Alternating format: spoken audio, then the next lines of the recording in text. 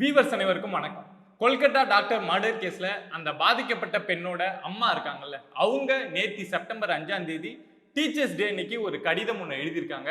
அந்த கடிதத்துல நிறைய விஷயங்கள் பத்தி பேசியிருக்காங்க. பட் நான் பார்த்த உடனே எனக்கு ஒரு தாக்கத்தை ஏற்படுத்தின வரிய ஃபர்ஸ்ட் உங்கள்கிட்ட சொல்லணும் அப்படின்னு நினைக்கிறேன். என்ன சொல்லியிருக்காங்க அப்படின்னா, அந்த RG Kar medical college and ஹாஸ்பிட்டல்ல ஒர்க் பண்ணக்கூடிய நிறைய நர்சஸ் இருக்காங்க, நிறைய டாக்டர்ஸ் இருக்காங்க, இன்னும் நிறைய பேர் அங்க ஒர்க் பண்ணிட்டு இருக்காங்கல்ல. அவங்களுக்கு யாருக்காவது அவங்க பொண்ணு இறந்து போனது சம்பந்தமா ஏதாவது ஒரு விஷயம் தெரியுது அப்படின்னா உடனடியா நேரடியா சொல்லுங்க. உங்களுக்கு யார் மேலேயா சந்தேகம் இருக்கு அப்படின்னா அதை சொல்லுங்க அப்படிங்கிற விஷயத்த சொல்லியிருக்காங்க. அதே மாதிரி நீங்களாம் அமைதியா இருக்கிறதுனாலதான் குற்றவாளிகள் தப்பிச்சுக்கிட்டே இருக்காங்க, ரொம்ப தைரியமா இருக்காங்க. இதை நான் ஒரு தாயா கேட்டுக்கிறேன், தயவு செஞ்சு சொல்லுங்க அப்படிங்கிற விஷயத்த சொல்லியிருக்காங்க. இந்த வரிகளை நான் எப்படி பாக்குறேன் அப்படின்னா, ஒரு அம்மாவோட பெண் இறந்து போயிட்டாங்க, யாரோ கொலை செஞ்சுட்டாங்க. பட் அந்த அம்மாவுக்கு இருக்கக்கூடிய ஒரே ஆறுதல், அந்த கொலை செஞ்சது யாரோ அவங்களுக்கு கிடைக்கக்கூடிய அந்த தண்டனை அப்படிங்கிறது தான். பட் அந்த தண்டனை அப்படிங்கிறது இன்னும் கிடைக்கல. யாரு அந்த குற்றம் செஞ்சாங்க, எத்தனை பேர் அந்த குற்றம் செஞ்சாங்க அப்படிங்கிற விஷயம் இன்னும் அந்த அம்மாவுக்கு தெரியல. இன்னும் விசாரணை அப்படிங்கிறது போயிட்டே தான் இருக்கு. காசு பணம் எது வேணாலும் கொடுக்கலாம், ஆனா அந்த அம்மாவுக்கு இருக்கக்கூடிய ஒரே ஆறுதல் அந்த குற்றவாளிக்கு கிடைக்கக்கூடிய தண்டனை தான்.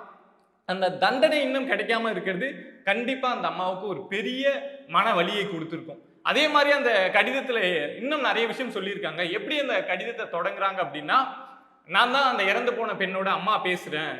என்னுடைய மகள் சார்பா நான் இருக்கக்கூடிய ஆசிரியர் எல்லாருக்கும் நன்றியவும் வாழ்த்தையும் தெரிவிச்சுக்கிறேன். ஏன்னா உங்களை மாதிரி நல்ல ஆசிரியர்கள் தான் என்னுடைய மகளை இந்த அளவுக்கு ஒரு டாக்டர் ஆக்குனீங்க. சின்ன வயசுல இருந்தே என்னுடைய மகளுக்கு டாக்டர் ஆகணும் அப்படிங்கிறது ஒரு பெரிய கனவு. அதை தாண்டி அவ வேற எதுலையும் பெருசா போக்கஸ் பண்ணதே கிடையாது. அதே மாதிரி டாக்டர் ஆயிட்டு ஒரு பெரிய பிரைவேட் ஹாஸ்பிட்டல் கட்டி நிறைய சம்பாதிக்கணும் அப்படின்னு அவ என்னைக்குமே நினைச்சதே கிடையாது. நிறைய பேஷண்ட்ஸுக்கு சர்வீஸ் பண்ணணும், நிறைய பேருக்கு உதவி பண்ணணும் அப்படின்னு தான் நினைச்சா. அன்னைக்கு இறந்து போன அன்னைக்கு நைட்டு கூட அவ என்ன பண்ணான்னா, நிறைய பேருக்கு ட்ரீட்மெண்ட் பண்ணிட்டு இருந்து தான் இறந்து போனா அப்படிங்கிற விஷயத்த சொல்லியிருக்காங்க. அதே மாதிரி அடுத்த நாள் காலையில அங்க இருக்கக்கூடிய ஹாஸ்பிட்டல் அத்தாரிட்டிஸும் அந்த அட்மினிஸ்ட்ரேஷனும் அவங்களை எப்படி ஹேண்டில் பண்ணாங்க, எப்படிலாம் அங்கங்க அலைய விட்டாங்க, அவங்க பெண்ணோட பாடியை பார்க்க விடாம எவ்வளவு நேரம் அந்த டைமை டிலே பண்ணாங்க அப்படிங்கிற விஷயத்தையும் சொல்லியிருக்காங்க. கொல்கத்தா போலீஸ் மேலேயும் அவங்களுடைய அதிருப்தி அப்படிங்கிறத வெளிப்படுத்தியிருக்காங்க. ஏன்னா கொல்கத்தா போலீஸும் இதுல சரியா எதுவுமே செய்யல. சிபிஐக்கு வந்ததுக்கு அப்புறம் தான் எங்களுக்கு ஓரளவுக்கு இந்த கேஸ் மேல ஒரு நம்பிக்கையே வந்திருக்கு அப்படிங்கிற விஷயத்த இந்த கடிதம் மூலமா நேத்தி பேசியிருக்காங்க.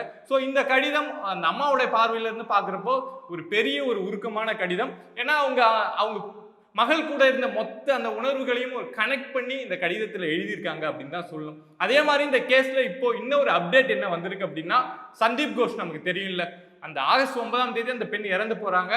ஆகஸ்ட் 10ஆம் தேதி அந்த ரெனோவேஷன் ஒர்க் நடக்கிறதுக்கான அந்த கிரைம் சீன் நடந்ததுக்கு பக்கத்து செவுரு அந்த ஏரியாவில் சொல்றேன். ஸோ அதுக்கான ஆர்டர் அப்படிங்கிறது போடப்பட்டது. அந்த ஆர்டரை யார் போட்டாங்க அப்படிங்கிற இன்வெஸ்டிகேஷன் சிபிஐ பண்ணிட்டு இருந்தாங்க. இப்போ சிபிஐ கையில அந்த ஃபைலே சிக்கிடுச்சுங்க. சந்தீப் கோஷ் தான் அந்த ஆர்டர்ல கையெழுத்தே போட்டிருக்காப்புல. கையெழுத்து போட்டு இதை மாதிரி இந்த வட்ட ரெனோவேஷன் ஒர்க் நடத்தணும் அப்படின்னு பிடபிள்யூடிக்கு கையெழுத்து போட்டு அதை பாஸ் பண்ணியிருக்காங்க. ஸோ அந்த ஃபைல் அப்படிங்கிறது இப்போ சிபிஐ கையில கிடைச்சிருக்கு. அந்த அடிப்படையில தான் ஆகஸ்ட் 13ஆம் தேதி கொல்கத்தா போலீஸ் கையில இருந்து சிபிஐக்கு அந்த கேஸ் மாறுற அந்த டைம்ல அவசரமா அங்க அந்த வேலையை தொடங்கி அந்த செவுறுகள்லாம் இடிச்சிருக்காங்க. ஸோ சிபிஐக்கு இந்த ஃபைல் அப்படிங்கிறது இப்போ கையில கிடைச்சிருக்கு. அதுல சந்தீப் கோஷ் கையெழுத்து போட்டது, அவர் தான் அந்த ஆர்டரை பாஸ் பண்ணியிருக்காரு அப்படிங்கிற விஷயம் வரைக்கும் கிடைச்சிருக்கு. ஸோ அடுத்ததா இந்த கேஸ்ல என்ன அப்டேட் வருது, என்ன விஷயங்கள் நடக்குது அப்படிங்கிறத நான் உங்ககிட்ட ஷேர் பண்றேன். சப்ஸ்கிரைப் பண்ணி சப்போர்ட் பண்ணுங்க. நன்றி.